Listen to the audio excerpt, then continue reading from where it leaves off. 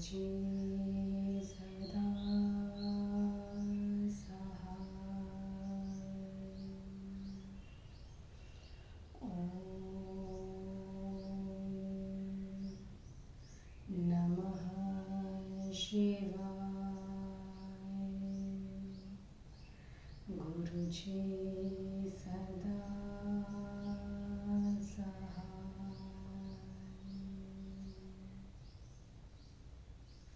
जय गुरुजी। अथ श्री वामन पुराणम् एकषष्टि अध्याय। ब्रह्मोवाच परदाराभिगमनं पापीयां सोपसेवनं पारुष्यं सर्वभूतानां प्रथमं नरकं स्मृतं फलत्सेयं महापापं फलहीनं तथाटनं छेदनं वृक्षजातीनां द्वितीयं नरकं स्मृतं वर्ज्यदानं तथा दुष्टमवध्यवदबन्धनं विवादमर्थहेतुथ्यं तृतीयं नरकं स्मृतं भयदं सर्वसत्त्वानां भवभूतिविनाशनं भ्रंशजनं नीचधर्माणां चतुर्थ नरकं स्मृतं मारणं मित्रकौटिल्यं मिथ्याभिशपनं च यत् मिष्ठे काशनमित्युक्तं पञ्चमं तु नृपाचनं पत्राफलादिहरणं यमनं योगनाशनं यानयोग्यस्य हरणं षष्ठमुक्तं नृपाचनं राजभागहरं मूढं राजजायानिषेवणं राज्ये त्वहितकारित्वं सप्तं निरयं स्मृतम् लुप्तत्वं लुप्तत्वं च लब्धधर्मार्थनाशनं लालासङ्कीर्णमेवोत्वम् अष्टमं नरकं स्मृतं विप्रोष्यं ब्रह्महरणं ब्राह्मणानां विनिन्दनं विरोधं बन्धुभिक्षोक्तं नवमं नरपाचनं शिष्टाचारविनाशं च शिष्टद्वेषं शिशोर्वधं शास्त्रस्त्येयं धर्मनाशं दशमं परिकीर्तितम् षडङ्गनिन्धनं घोरं षाडगुण्या प्रतिषेधनम् एकादशममेवोक्तं नरकं सद्विरुत्तमं सत्सु नित्यं सदा वैरं नाचारमसत्क्रिया संस्कारपरिहीनत्वमिदं द्वादशमं स्मृतं हानिर्धर्मार्थकामानां पवर्गस्य हारणम्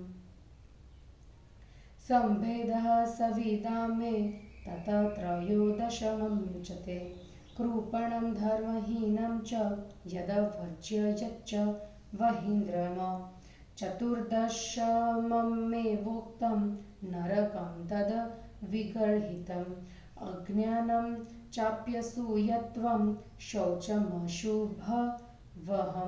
स्मृतं तत पञ्चदशमं सत्यवचनानि च आलस्यं वे षोडशमम क्रोशं च विशेषतः सर्वस्य चाततायित्वम् आवासेष्वग्निदीपनम् इच्छा च परदारेषु नरकाय निगद्यते ईर्ष्याभावश्वसत्येषु उद्दद्वृत्तं तु विगर्हितम् एतेस्तु पापे पुरुषः पुण्यमार्थेन संशयः संयुक्तः प्रीणयेद देवं सन्तत्या जगतः पतिं प्रीता सृष्टयतु शुभया स पापद येन मुच्यते पुत्रामरमनरकं घोरं विनाशयति सर्वतः एतस्मात् कारणात् साध्यसुतः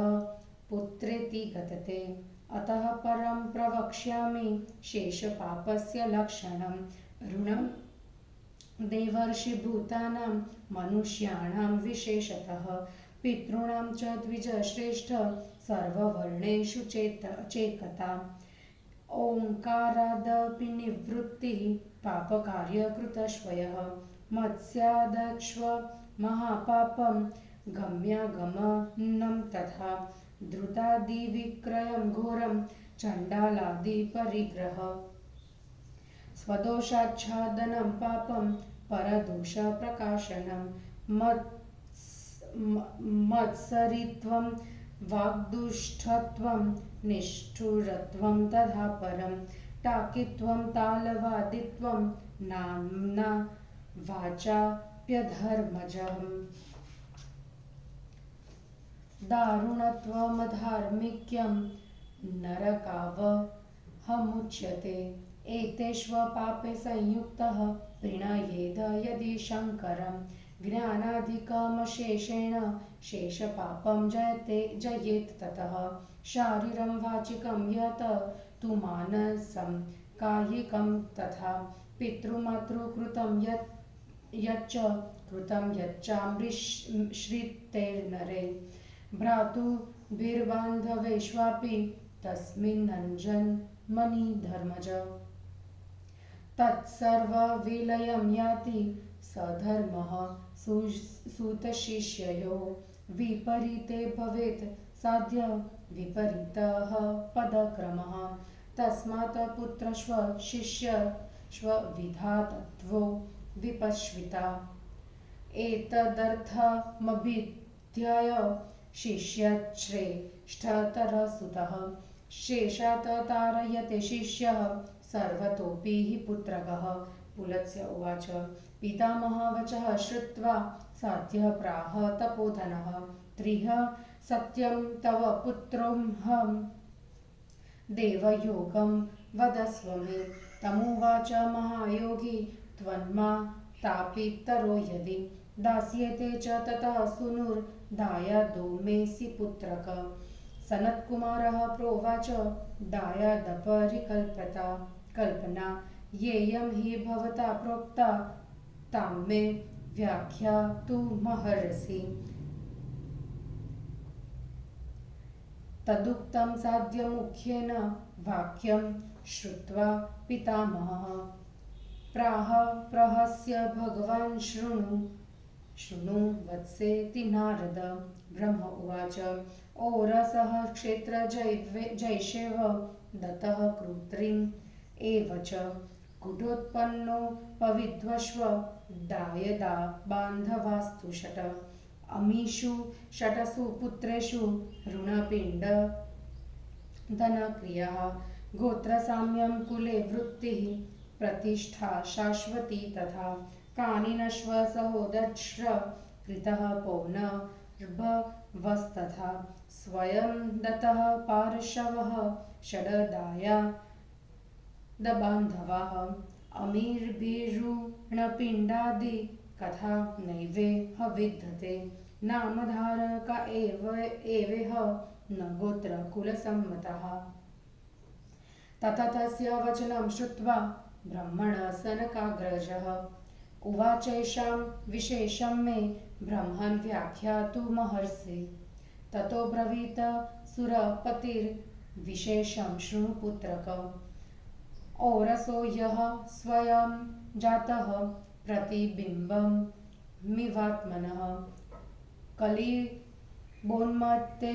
व्यसनिनि पत्यो तस्याग्नयातुया भार्याहानतुरा पुत्रं जनयेत क्षेत्रजस्तु सा मातापितृभ्यां यो दत्तः स दत्तः परिगीयते मित्रपुत्रं मित्रदत्तं कृत्रिमं प्राहुरुत्तमा न ज्ञायते गृहे केन जातस्तीति स गुढकः बाह्यतः स्वयमानीतः सोपवित्वः प्रकृतितः कन्या जातस्तु कानिनः सर्व सगर्भोढः सहोढगः मूल्यैर्गृहीतः कृतः स्याद्विविधः स्यात् पुनर्भवः दत्त्वैकस्य च या कन्या हृत्वान्यस्य प्रदीपते तच्चातस्तन्नयो ज्ञेयो लोके पौनर्भवो मुने दुर्भिक्षे व्यसने चापि येनात्मा विनिवेदितः स स्वयं दत्त इत्युक्तस्तथान्यः कारणान्तरे ब्राह्मणस्य सुतः शूद्रयां जायते यस्तु सुव्रत ऊढायां वाप्यनूढायां सपार्शव उच्यते एतस्मात् कारणात् पुत्रः स्वयं दातुर्महर्षि स्वमात्मानं गच्छ शीघ्रं पितरो समुपाह्यय ततः स मातपितरो सस्मार वचनाद्विभो जग्मतुरीशानं द्रष्टं वे दम्पती मुने धर्मोहिंसा च देवेशं प्रणिपत्य न्यषिद्धताम् उपविष्टो सुखासीनो साध्यो वचनमब्रवीत्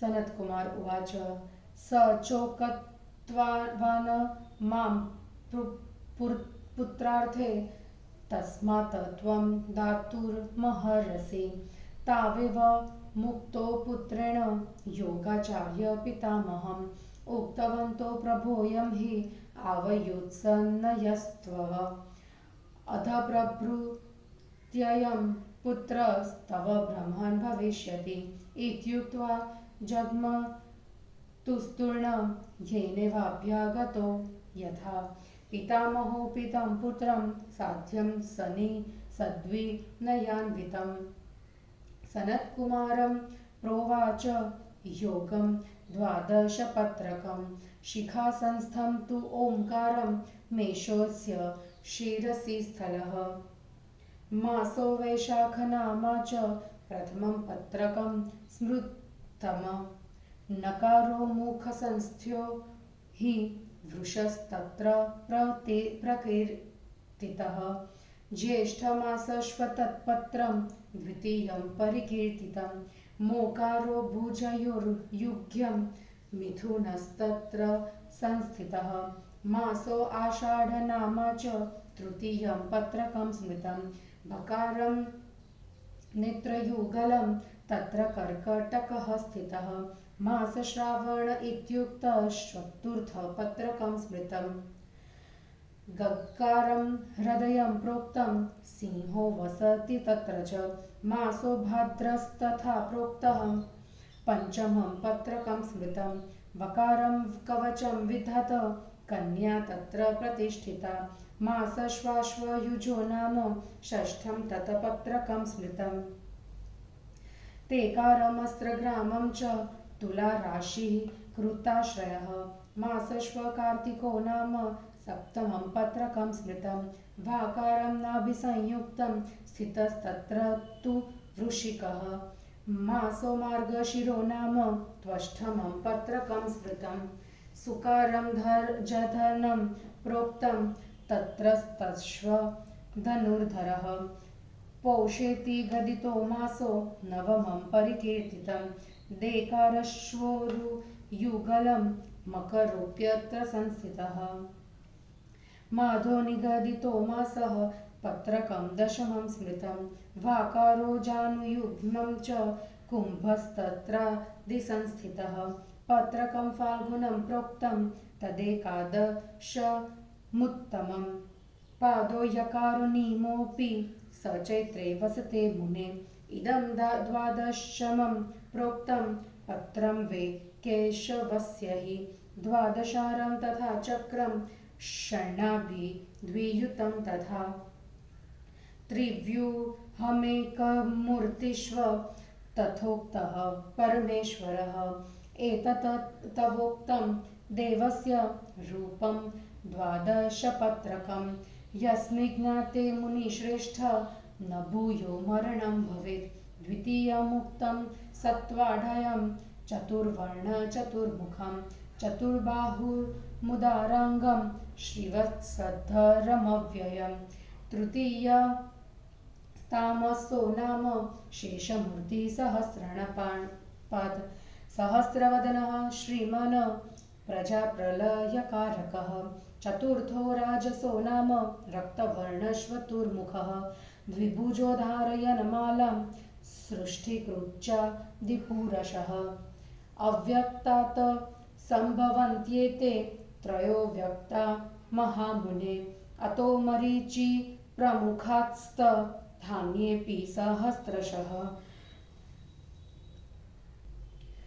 एतत्तवोक्तमुनिवर्यरूपं विभो पुराणं मतिपुष्टिवर्धनं।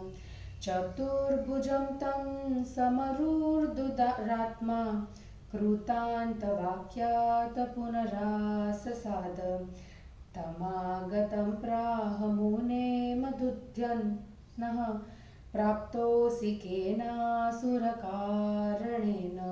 स प्राहयोद्ध्वं सह वे त्वयाद्ध तं प्राह भूयः सुरशत्रुहन्ता। यदि मां योद्धुमुपागतोऽसि ततः कम्पते ते हृदयं किमर्थम्। ज्वरातुरस्येव मुहुर्मुहुर्वे तन्नास्मि योत्स्ये सह कातरेण। इत्येवमुक्तो मधुसूदनेन मुरुस्तदा स्वे हृदये स्वहस्तं। कथं क्व कस्येति मुहुस्तथोक्त्वा निपातयामास विपन्नबुद्धिः। हरीश्वचक्रं मृदुलाघवेन मुमोच तद्रुतकमलस्य शत्रुः।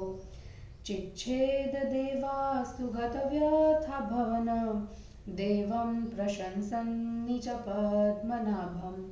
एतत्तवोक्तं मुरदैत्यनाशनं कृतं हि युक्त्वाश्रितचक्रपाणिना। अतः प्रसिद्धिं समुपाजगाम मुरारिरित्येव विभुर्नुसृंहम्। हिंदी अनुवाद। पुन्नम नरकों का वर्णन, पुत्र शिष्य की विशेषता एवं 12 प्रकार के पुत्रों का वर्णन, सनत कुमार ब्रह्मा का प्रसंग, चतुर्मूर्ति का वर्णन और मुरुवध। ब्रह्मा ने कहा, परस्त्री से संगत होना, पापियों के साथ रहना और सब प्राणियों के प्रति किसी भी प्राणी के साथ कठोरता का व्यवहार करना पहला नरक कहा गया है। फलों की चोरी, अच्छे उद्देश्य से रहित घूमना एवं वृक्ष आदि वनस्पतियों का काटना घोर पाप तथा दूसरा नरक कहा गया है। दोषयुक्त एवं वर्जित ग्रहण न करने योग्य वस्तुओं का लेना जो वध के योग्य नहीं है, उसे मारना अथवा बंधन में डालना, बंदी बनाना और अर्थ धन रुपये पैसे के लिए किया जाने वाला विवाद मुकदमा उठाना तीसरा नरक होता है। सभी प्राणियों को भय देना, संसार की सार्वजनिक संपत्ति को नष्ट करना तथा अपने नियत धर्म नियमों से विचलित होना चौथे प्रकार का नरक कहलाता है। पुरश्चरण आदि तांत्रिक अभिचारों से किसी को मारना, मृत्यु जैसा अपार कष्ट देना तथा मित्र के साथ छल छद्म, झूठी शपथ और अकेले मधुर पदार्थ खाना पांचवा नरक कहा जाता है। पत्र मतलब पुष्प आदि एवं फल चोराना, किसी को बांध रखना, किसी के प्राप्तव्य की प्राप्ति में विघ्न बाधा डालकर उसे नष्ट कर देना, घोड़ा गाड़ी आदि सवारी के जुए की चोरी कर लेना छठा पाप कहा गया है। बुलावे में पड़कर राजा के अंश का चुरा लेना एवं मूर्खतावश साहस कर राजपत्नी का संसर्ग एवं राज्य का अमंगल करना सातवां नरक कहा जाता है। किसी वस्तु या व्यक्ति पर लुभा जाना, लालच करना, पुरुषार्थ से प्राप्त धर्मयुक्त अर्थ का विनाश करना और लार मिली वाणी को आठवां नरक कहते हैं। ब्राह्मण को देश से निकाल देना, ब्राह्मण का धन चुराना, ब्राह्मणों की निंदा करना तथा बंधुओं से विरोध करना नवा नरक कहा गया है। शिष्टाचार का नाश, शिष्ट जनों से विरोध, नादान बालक की हत्या, शास्त्र ग्रंथों की चोरी तथा स्वधर्म का नाश करना 10वां नरक कहा जाता है। षडंग निधन अर्थात 6 अंगों वाली वेद विधा को नष्ट करना और षाडगुण्य अर्थात संधि, विग्रह, यान, आसन, देदीभाव, समाश्रय का प्रतिशेष 11वां घोर नरक कहा गया है। सज्जनों से सदा वैर भाव, आचार से रहित रहना, बुरे कार्य में लगे रहना एवं संस्कार विहीनता को 12वां नरक कहा गया है। धर्म, अर्थ एवं सत्कामना की हानि, मोक्ष का नाश एवं इनके समन्वय में विरोध उत्पन्न करने को 13वां नरक कहा जाता है। कृपण, धर्महीन, परित्याज्य एवं आग लगाने वाले को 14वां निंदित नरक कहते हैं। विवेकहीनता, दूसरे के गुण में दोष निकालना, अमंगल करना, अपवित्रता एवं असत्य वचन बोलने को 15वां नरक कहते हैं। आलस्य करना, विशेष रूप से क्रोध करना, सभी के प्रति आतताई बन जाना एवं घर में आग लगाना 16वां नरक कहलाता है। परस्त्री की कामना, सत्य के प्रति ईर्ष्या रखना, निंदित एवं उदंड व्यवहार करना नरक देने वाला कहा गया है। इन पुण्यम आदि पापों से युक्त पुरुष भी निसंदेह पुत्र के द्वारा जगतपति जनार्दन को प्रसन्न कर सकता है। पापहारी सुसंतति से प्रसन्न होकर भगवान जनार्दन पुण्यम के घोर नरक को पूर्णतया नष्ट कर देते हैं। साध्य, इसीलिए सूत को पुत्र कहा जाता है। अब इसके बाद मैं शेष पापों का लक्षण बतलाता हूँ। द्विजश्रेष्ठ, देवऋण, ऋषि ऋण, प्राणियों के ग्रहण, विशेषतः मनुष्यों एवं पितरों का ऋण, सभी वर्णों को एक समझना, ओंकार के उच्चारण में उपेक्षा भाव रखना, पाप कामों का करना, मछली खाना तथा अगम्य स्त्री से संगम होना ये महापाप है। धृत तैल आदि का बेचना, चांडाल आदि से दान लेना, अपना दोष छिपाना और दूसरे का दोष प्रकट करना ये घोर पाप है। दूसरे का उत्कर्ष देखकर जलना, कड़वी बात बोलना, निर्दयपना, नाम कहने से भी अधर्मजनक टाकीता और तालवादिता, भयंकरता तथा अधार्मिकता के कार्य नरक के कारण है। इन पापों से युक्त मनुष्य भी यदि परम ज्ञानी शंकरों को संतुष्ट कर लेता है तो शेष पापों को वह पूर्ण रूप से जीत लेता है। धर्मपुत्र उस जन्म के लिए गए सभी कायिक, वाचिक एवं मानसिक कर्म तथा माता पिता एवं आश्रित जनों और भाइयों एवं बांधवों द्वारा किए गए कर्म भी विलीन हो जाते हैं। साध्य, सूत और शिष्य का यही धर्म है। इसके विपरीत होने पर विपरीत गति प्राप्त होती है। अतएव विद्वान व्यक्ति को चाहिए कि पुत्र और शिष्य की परंपरा बनाए रखे। इसी अभिप्राय की दृष्टि से शिष्य की अपेक्षा पुत्र अत्यंत श्रेष्ठ होता है कि शिष्य केवल शेष पापों से मुक्त करता है और पुत्र संपूर्ण पापों से बचा लेता है। पुलत्स्य जी बोले, पितामह की बात सुनकर साध्य तपोधन सनत कुमार ने कहा, देव, मैं 3 बार सत्य का उच्चारण करके कहता हूँ कि मैं आपका पुत्र हूँ, अतः मुझे आप योग का उपदेश दीजिए। तब महायोगी पितामह ने उनसे कहा, पुत्र, तुम्हारे माता पिता यदि तुमको मुझे दे दे तो तुम मेरे दायदा पुत्र आ जाओ, पुत्र हो जाओगे। सनत कुमार ने कहा, भगवान, आपने जो यह दायाद शब्द कहा है उसका अर्थ क्या है? कृपया उसकी विवेचना कीजिए। नारद जी, भगवान पितामह साध्य प्रधान सनत कुमार का वचन सुनकर हंसते हुए बोले, वत्स सुनो। ब्रह्मा ने कहा, ओरस, क्षेत्रज, दत्त, कृत्रिम, गुडोत्पन्न और अपविद्व ये 6 बांधव दायाद अर्थात दाय भाग के अधिकारी होते हैं। इन 6 पुत्रों से ऋण, पिंड, धन की क्रिया, गोत्र साम्य, कुल वृत्ति और स्थिर प्रतिष्ठा रहती है। इसके अतिरिक्त कानिन, सहोड, कृत, पौनर्भव, स्वयं दत्त और पारशव ये 6 दायर बांधव कहे जाते हैं। इनके द्वारा ऋण एवं पिंड आदि का कार्य नहीं होता, ये केवल नामधारी होते हैं। ये गोत्र एवं कुल से समस्त नहीं होते। सनत कुमार ने उनकी बात सुनकर पुनः कहा, ब्राह्मण, आप इस सभी का विशेष लक्षण मुझे बतलाइए। उसके पश्चात देवों के स्वामी ब्रह्मा ने कहा, पुत्र, इन्हें मैं विशेष रूप से बतलाता हूँ, सुनो। अपने द्वारा उत्पन्न किया गया पुत्र औरस कहलाता है। यह अपना ही प्रतिबिंब होता है। पति के नपुंसक, उन्मत्त या व्यसनी होने पर उसकी आज्ञा से अनातुरा पत्नी जो पुत्र उत्पन्न करती है उसे क्षेत्रज कहते हैं।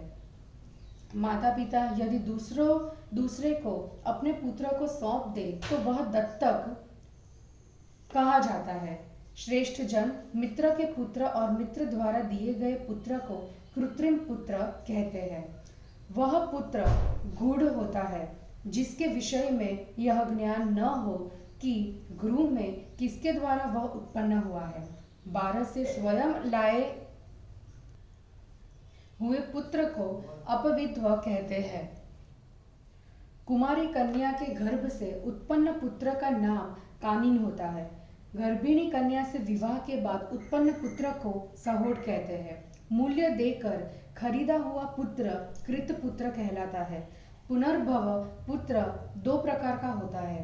एक, कन्या को एक पति के हाथ में देकर पुनः उससे छीनकर दूसरे पति के हाथ में देने पर जो पुत्र उत्पन्न होता है उसे पौनर्भव पुत्र कहते हैं।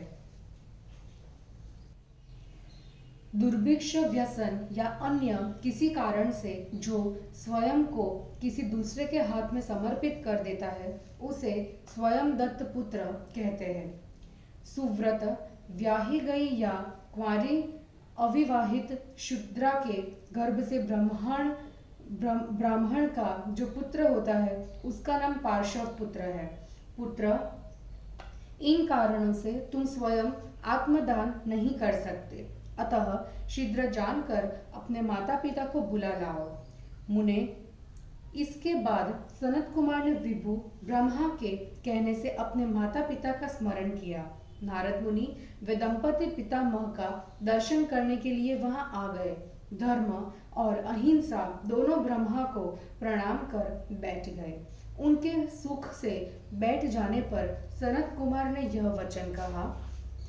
सनत कुमार ने कहा, तात, मैंने योग जानने के लिए पितामह से प्रार्थना की थी। उन्होंने मुझसे अपना पुत्र होने के लिए कहा था, अतः आप मुझे प्रदान कर दे। पुत्र के इस प्रकार कहने पर उन दोनों योगाचार्यों ने पितामह से कहा, प्रभु, हम दोनों का यह पुत्र आपका हो। ब्राह्मण, आज से यह पुत्र आपका होगा। इतना कहकर वे शीघ्र ही जिस मार्ग से आए थे उसी से फिर चले गए। पितामह ने भी उस विनयी पुत्र सनत कुमार को 12 शतपत्र योग का उपदेश किया जो आगे वर्णित है। इन भगवान वासुदेव की शिखा में स्थित ओंकार, सिर पर स्थित मेष राशि और वैशाख मास ये इनके प्रथम पत्रक है। मुख में स्थित 9 अक्षर और वहीं पर विद्यमान वृष राशि तथा ज्येष्ठ मास ये उनके द्वितीय पत्रक कहे गए हैं।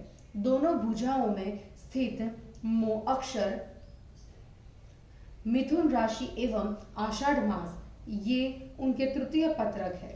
उनके नेत्रय में विद्यमान भ अक्षर कर्क राशि और श्रावण मास ये चतुर्थ पत्रक है। उनके हृदय के रूप में विद्यमान ग अक्षर सिंह राशि और भाद्रपद मास ये पंचम पत्रक है। उनके कवच के रूप में विद्यमान व अक्षर कन्या राशि और अश्विन मास ये षष्ठ पत्रक है। उनके अस्त्र समूह के रूप में विद्यमान ते अक्षर तुला राशि और कार्तिक मास ये सप्तम पत्रक है। मुने नाभि रूप से विद्यमान वा अक्षर वृश्चिक राशि और मार्गशीर्ष मास ये अष्टम पत्रक है। उनके जधन रूप में विद्यमान सु अक्षर धनुराशि और पौष मास ये नवम पत्रक है। उनके उरु युगल रूप में विद्यमान डे अक्षर मकर राशि और माघ मास ये दशम पत्रक है। उनके दोनों घुटनों के रूप में विद्यमान वा अक्षर कुंभ राशि और फाल्गुन मास ये एकादश पत्रक है। उनके चरण द्वय रूप में विद्यमान य अक्षर मीन राशि और चैत्र मास ये द्वादश पत्रक है। यही केशव के द्वादश पत्र है। उनका चक्र 12 अरों 12 नाभियों और 3 व्यूहों से युक्त है। इस प्रकार की उन परमेश्वर की एक मूर्ति है। मुनिश्रेष्ठ, मैंने तुमसे भगवान के इस द्वादश पत्रक ओम नमो भगवते वासुदेवाय इस स्वरूप का वर्णन किया, जिसके जानने से पुनः जन्म स्मरण नहीं होता। उनका द्वितीय सत्वमय श्रीवत्सधारी अविनाशी रूप अविनाशी स्वरूप चतुर्वर्ण चतुर्मुख चतुर्बाहु एवं उदार अंगों से युक्त है। हजारों पैरों एवं हजारों मुखों से संपन्न श्री संयुक्त तमोगुणमयी उनकी तृतीय शेष मूर्ति प्रजाओं का प्रलय करती है। उनका चतुर्थ रूप राजस है। वह रक्त वर्ण 4 मुख एवं 2 भुजाओं वाला एवं माला धारण किए हुए है। यही सृष्टि करने वाला आदि पुरुष रूप है। महामुने, ये 3 व्यक्त मूर्तियों अव्यक्त से उत्पन्न होती है। इनसे ही मरीचि आदि ऋषि तथा अन्यान्य हजारों पुरुष उत्पन्न हुए हैं। मुनिवर, तुम्हारे सामने मैंने विष्णु के अत्यंत प्राचीन और मति पुष्टि वर्धक रूप का वर्णन किया है। अब आगे की कथा सुनिए। दुरात्मा मुरु यमराज के कहने से पुनः उन चतुर्भुज मतलब विष्णु के पास गया। मुने मधुसूदन ने आए हुए उससे पूछा, असुर, तुम किस लिए आए हो? उसने कहा, मैं तुम्हारे साथ आज युद्ध करने आया हूँ। असुराशी ने फिर उससे कहा, यदि तुम मेरे साथ युद्ध करने के लिए आए हो तो ज्वर से पीड़ित को सदृश तुम्हारा हृदय बारंबार क्यों कांप रहा है? मैं तो कातर के साथ युद्ध नहीं करूंगा। मधुसूदन के इस प्रकार कहने पर कैसे कहा, किसका, इस प्रकार बार बार कहते हुए बुद्धिहीन मुरु ने अपने हृदय पर हाथ रखा। इसे देखकर हरि ने आसानी से अत्यंत लाघवता से चक्र निकाला और उस शत्रु के हृदय कमल पर उसे छोड़ दिया, जिससे उसका हृदय विदीर्ण हो गया। उसके बाद सभी देवता संताप रहित होकर भगवान पद्मनाभ विष्णु की स्तुति करने लगे।